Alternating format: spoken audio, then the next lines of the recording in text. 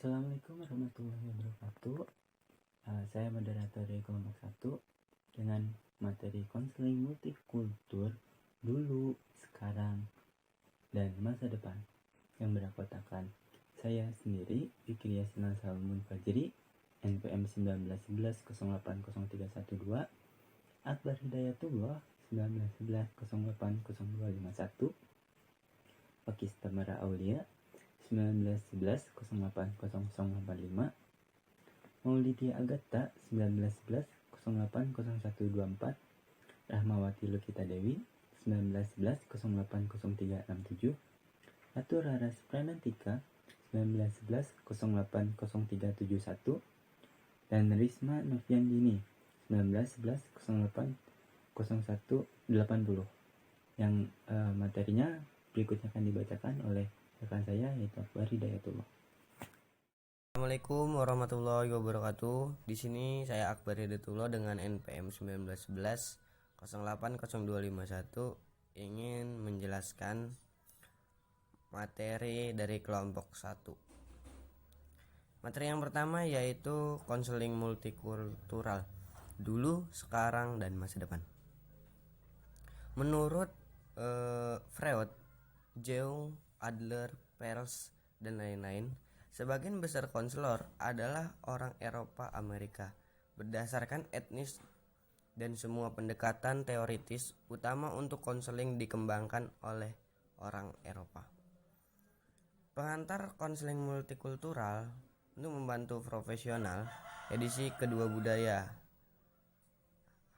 Havlien 1975, mendefinisikan budaya sebagai sekumpulan asumsi bersama di mana orang dapat memprediksi tindakan satu sama lain dalam keadaan tertentu dan bereaksi sesuai. Ketika klien dan konselor berasal dari latar belakang budaya yang berbeda, baik dari segi etnis, jenis kelamin, orientasi seksual, kecacatan, atau usia, mereka mungkin tidak memiliki asumsi yang sama tentang banyak hal, termasuk proses konseling. Dan konseling mungkin merupakan interaksi tak terduga yang tidak nyaman bagi kedua belah pihak. Kemudian kemungkinan sesi kedua, apalagi perubahan produktif, menjadi rendah.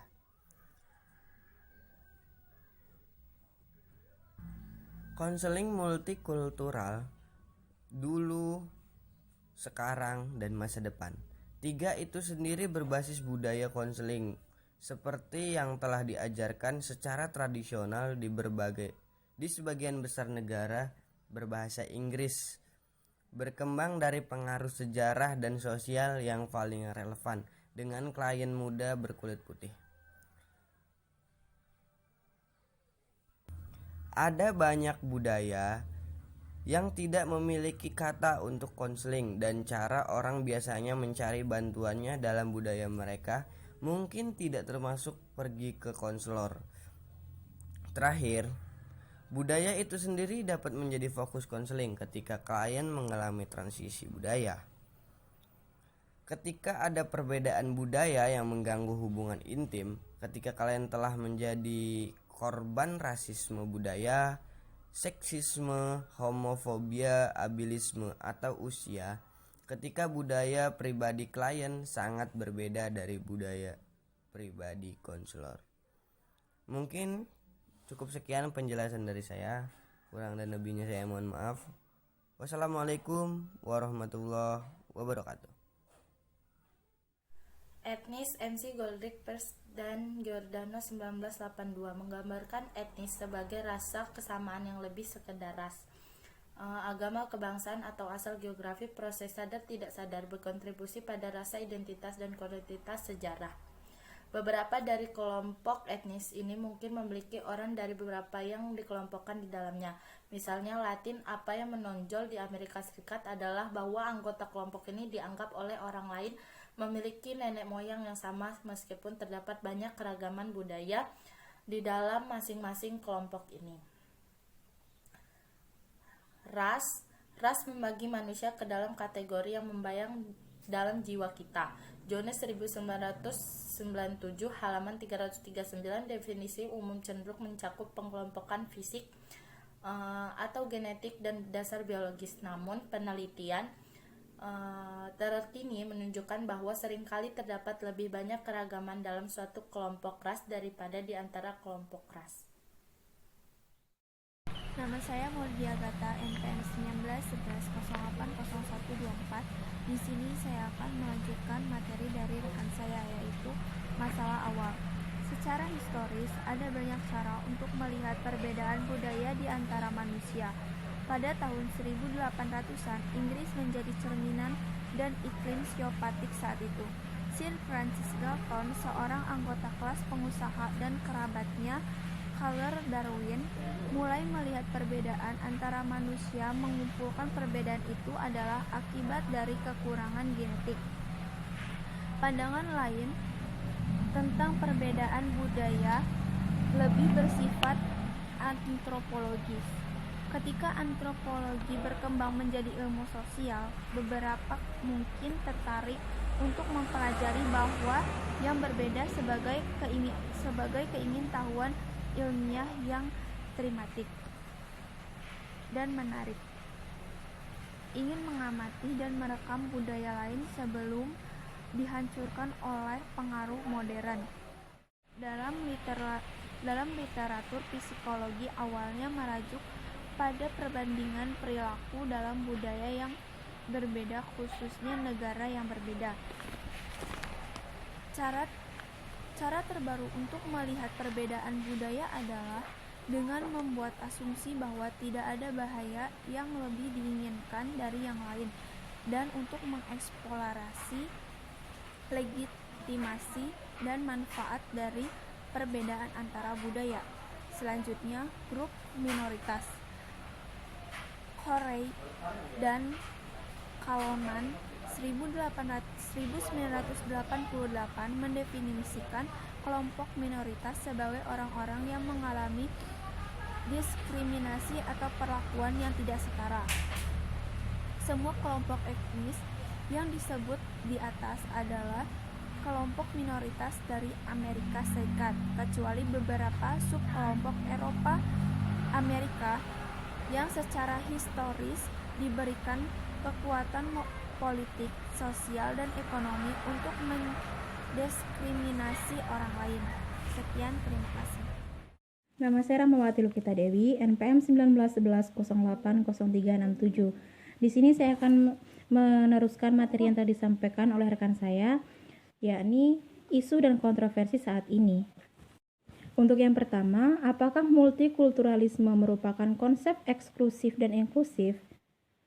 Multikulturalisme harus secara eksklusif melibatkan studi tentang perbedaan etnis, karena mereka mempengaruhi proses konseling.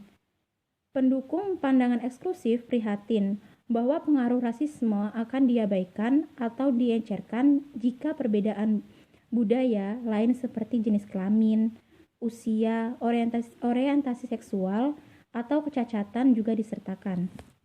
Untuk yang kedua yaitu, apakah prinsip dan teknik konseling dasar yang sama berlaku untuk semua orang terlepas dari latar belakang budaya? Nah, kontroversi di sini adalah antara mengambil perspektif etik atau emik. Contohnya adalah diskriminasi, pengembangan identitas, validasi, dan pemberdayaan komunikasi pada kelas sosial, akulturasi, pemindahan, dan setiap kelompok budaya.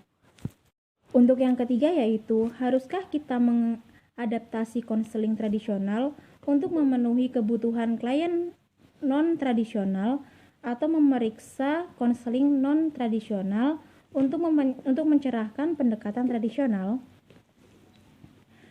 Karena konseling tradisional dikembangkan dari perspektif Eropa untuk digunakan oleh orang-orang dari latar belakang budaya Eropa.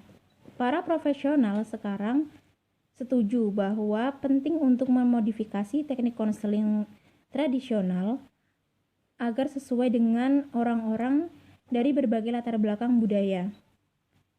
Salah satu cara untuk melakukannya adalah dengan mempelajari keterampilan konseling tradisional dan melihat seberapa baik penerapannya pada setiap kelompok tertentu. Untuk yang keempat, yakni haruskah pelatihan multikultural diperlukan untuk lisensi atau sertifikasi dalam konseling? Menjadikan pelatihan multikulturalisme sebagai bagian penting dari keahlian konselor. Dewan Akreditasi Konseling dan program pendidikan terkait masyarakat, program pendidikan konselor memasukkan konten tentang keragaman sosial dan budaya dalam multikultur dalam kurikulum konseling sebagai standar akreditasi. Untuk yang selanjutnya adalah prinsip dan standar etika terkait multikulturalisme dari American Psychology Association. Yang pertama, yakni menghormati hak dan martabat rakyat. Yang kedua, batasan kompetensi. Dan yang ketiga, diskriminasi yang tidak adil. Baik, terima kasih. Mungkin itu saja yang dapat saya sampaikan. Untuk materi yang selanjutnya akan disampaikan oleh rekan saya. Baik, saya akan melanjutkan presentasi dari teman saya. Perkenalkan, nama saya Ratu Rasmatika, NPM 1911080371. Di sini saya akan menjelaskan prinsip dan dasar etika terkait multikulturalisme dari American Psychological Association. Yang pertama, menghormati hak dan martabat rakyat. Yang kedua, batasan kompetensi. Yang ketiga, diskriminasi yang tidak adil. Dan di sini juga ada pelecehan seksual, pelecehan lainnya, dan penggunaan penilaian. Prinsip standar di sini juga ada psikolog yang menggunakan metode penilaian sesuai dengan preferensi bahan dan kompetensi individu, kecuali penggunaan bahasa alternatif dengan masalah penilaian. Prinsip etis terkait multikulturalisme dari kode etik ACA, yaitu kepekaan perkembangan dan budaya dan pertimbangan multikultural atau keragaman. Prinsip etis sendiri memiliki terkait multikulturalisme dari kode etik ACA, yaitu batasan kompetensi. Konselor yang kedua, konselor non-diskriminasi. Yang ketiga, sensitifikasi budaya. Yang keempat, prasangka sejarah dan sosial dalam diagnostisasi patologi. Yang keempat, populasi beragam budaya. Prinsip etika terkait multikulturalisme dari kode etika. Yang pertama itu ada keragamaan mahasiswa, dan yang kedua itu ada kompetensi multikultural atau keberagamaan, dan yang ketiga pertimbangan multikultural atau keanekaragaman dalam penelitian, dan yang keempat itu ada pelecehan seksual dan peserta penelitian. Masalah yang muncul dan kebutuhan masa depan. Keharmonian, association for spiritual, ethical, and regulation value issue in counseling. Baru-baru ini mengidentifikasikan spiritual sebagai kekuatan penggerak dalam hidup yang diawali oleh gambaran-gambaran seperti nafas, angin, kekuatan, dan keberanian. Spiritual adalah penempatan dan penarikan ruh dan ke dalam kehidupan seseorang. Dan selanjutnya ada pertimbangan kelas sosial. Sebagai hasil kelas tempat Anda dilahirkan dan dibesarkan, kelas adalah pemahaman Anda tentang dunia dan di mana Anda cocok. Itu terdiri dari ide, perilaku, sikap, nilai, dan bahasa. Kelas adalah bagaimana Anda berbicara, merasa, bertindak, berpenampilan, berpakaian, berbicara, bergerak, berjalan. Kelas adalah tokoh tempat Anda belajar, restoran tempat Anda makan. Kelas adalah sosial yang Anda hadir, pendidikan yang Anda capai. Pengantar konseling multikultural untuk membantu profesional edisi kedua adalah pekerjaan yang akan Anda lakukan sepanjang kehidupan dewasa Anda. Kelas adalah siapa teman-teman kita, di mana kita tinggal dan bekerja, bahkan jenis mobil apa yang kita kendarai jika kita memilikinya, dan jenis perawatan kesehatan apa yang kita terima jika ada. Dalam penelitian, ada area substansial dalam bidang konseling multikultural yang telah menerima minat dan pengembangan penelitian yang signifikan. Seperti disebut sebelumnya, namun ada beberapa area yang membutuhkan banyak penelitian tambahan. Primer adalah kebutuhan akan berkerangka konseptual yang luas untuk proses konseling multikultural itu sendiri yang meliputi latihan, pengembangan identitas atau adaptasi budaya. Dan selanjutnya itu dengan kata lain bagaimana konselor dapat mengatasi konflik antara budaya dalam lingkungan konseling. Misalnya itu hukuman fisik mungkin merupakan bentuk disiplin yang dapat diterima dalam budaya. Tetapi hal ini bertentangan dengan budaya dominan ketika perilaku tersebut diberikan label pelecehan anak. Contohnya yaitu dalam konseling keluarga di mana perwakilan antara budaya menghadapi banyak area potensi konflik.